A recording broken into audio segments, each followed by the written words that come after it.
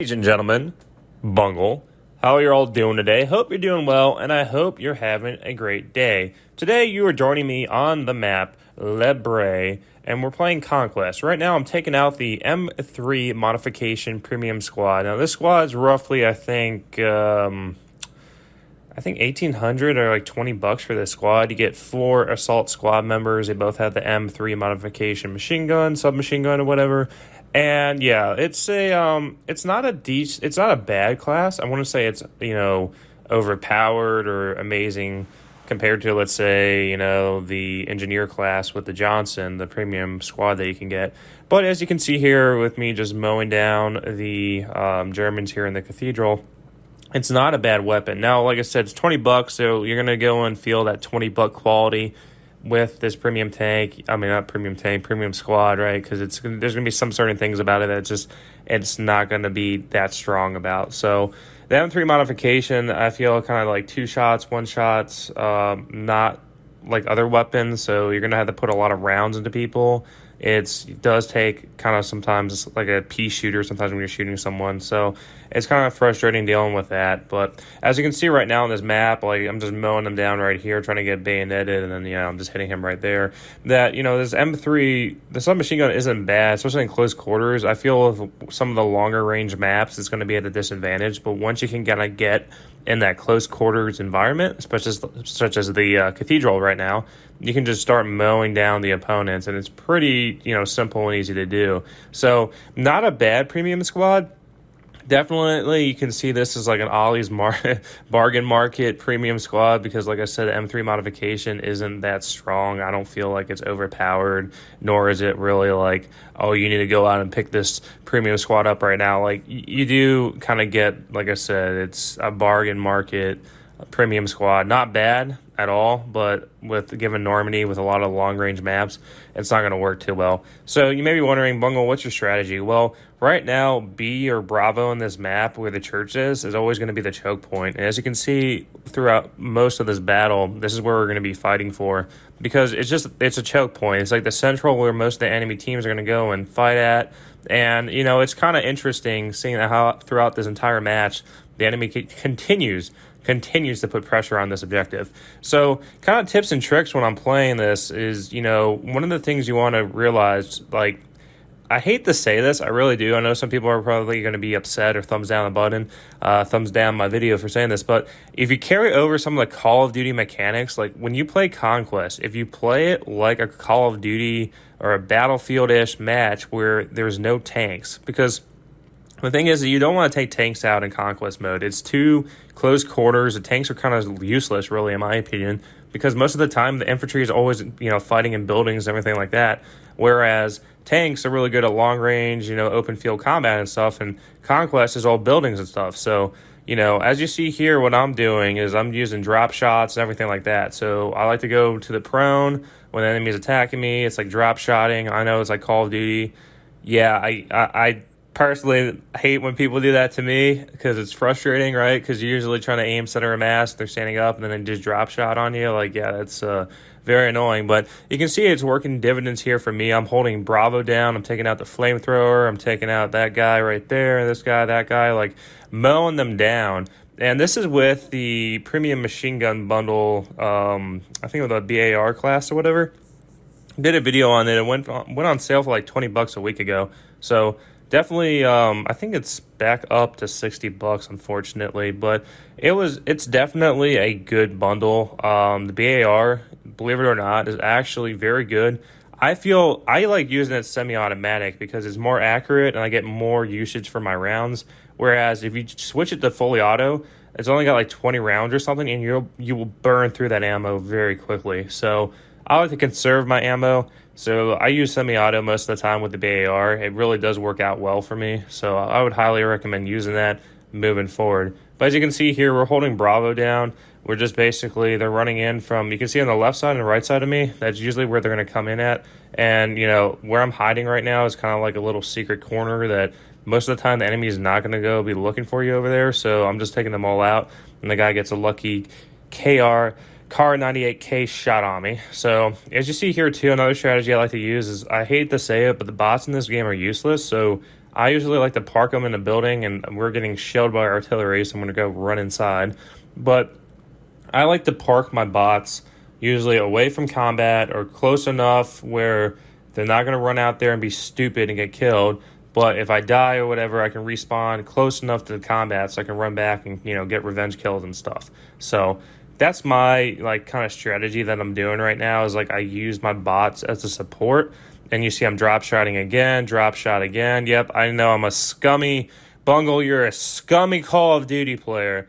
I mean, yeah, like it works. I mean, I hate it when it's done to me, but I mean, it's a good strategy. And that guy throws a suicide grenade, so it kills me. Now on to my last person, but you see I'm like racking up kills here. Yeah, yes, playing tanks is a really easy way to like level up and grind up because of the amount of bonuses you get for assist and everything. But when you're playing Conquest, you just want pure infantry combat. Conquest is the way to go. I know people like. Yeah, I read on the Enlisted forums. Ever read them or whatever? They're an interesting read. I highly recommend checking them out. I see the developers take what they say on it with a grain of salt because there's a lot of just off the wall topics.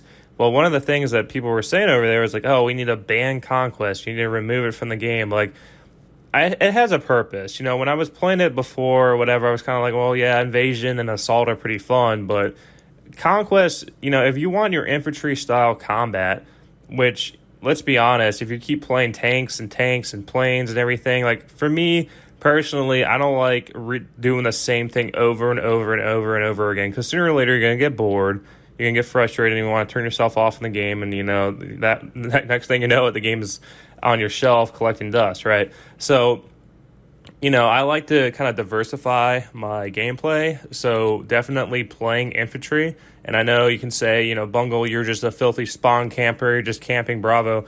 No, not really, because Bravo is, a choke point. This is where enemies coming at. I'm just holding it down. Like, if you've ever played Operation Metro on Battlefield 4 or Battlefield 3, darn well that people like to hang out on their stairways, especially I think the one corner where the elevator was at, and just lob grenades and everything down. So, this is just kind of a choke point right here in Bravo, is that all the German teams just really, really, really want to capture it. So I'm just going to hold it down. But you can already see here that I'm playing, these premium squads or whatever. And I know you can say, Bungle, you're a filthy, pay-to-win player. And here's my perspective, right?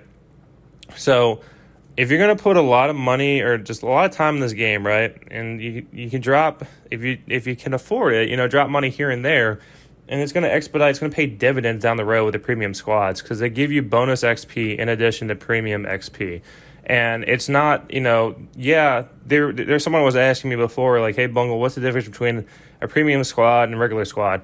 I mean, there are perks to both. I mean, the big issue I think right now, and I wish Enlisted would do it, is that they would go and, like, War Thunder system, you could talisman a squad. And, what I mean by talisman is that you basically give it the premium status of double X, like, bonus XP and everything like that. Because in War Thunder, what you can do is you can take a tech tree vehicle, put a talisman on it, then you get a big XP boost and everything, and it does, pays dividends in the long run if you're really, like, playing that vehicle. And it's kind of cool how the game kind of allows you to do that. But here in Enlisted, there really is no incentive to playing a regular squad if you're trying to grind out the tech tree and stuff.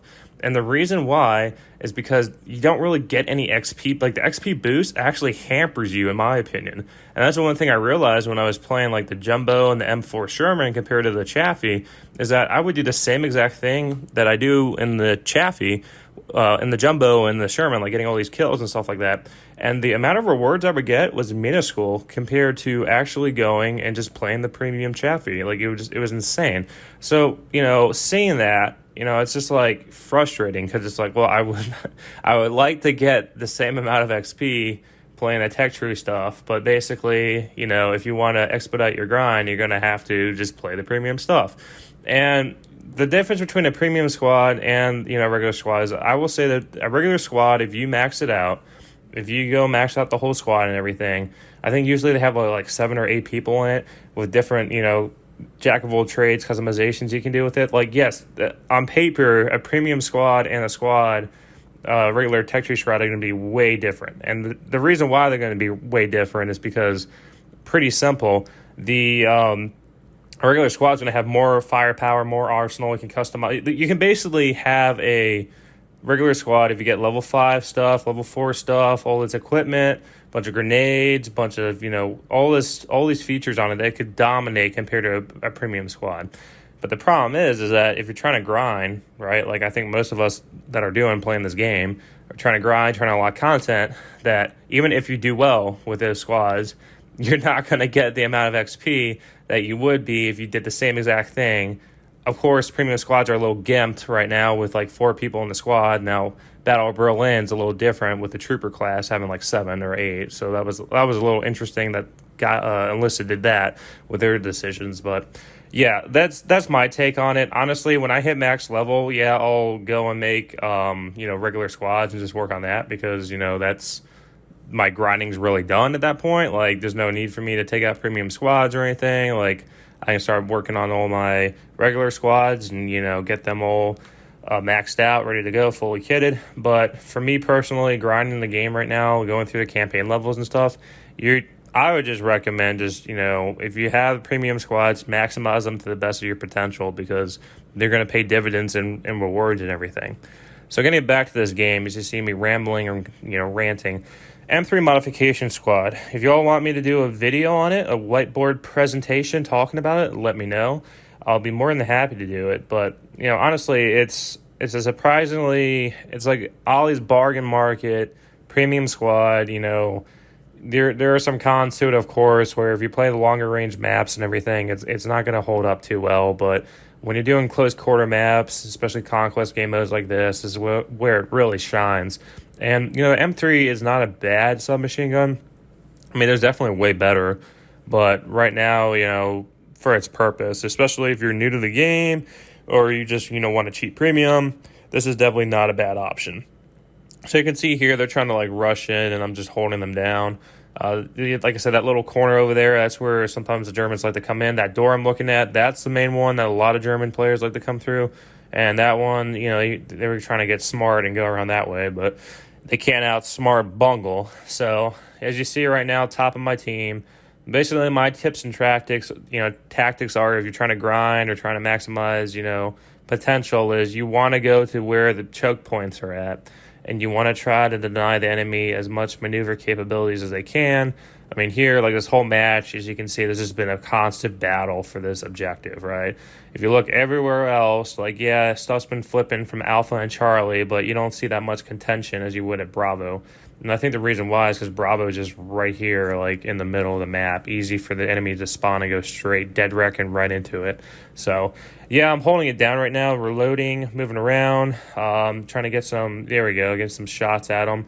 And, like I said, the M3, the fire rate's weird on it too. It's slow, but slow to the point where you can see your rounds fly out. It's just, I don't know, it's kind of weird. Ever played Battlefield 5, some of the weapons do that when they shoot, so it's just kind of interesting seeing that carry over.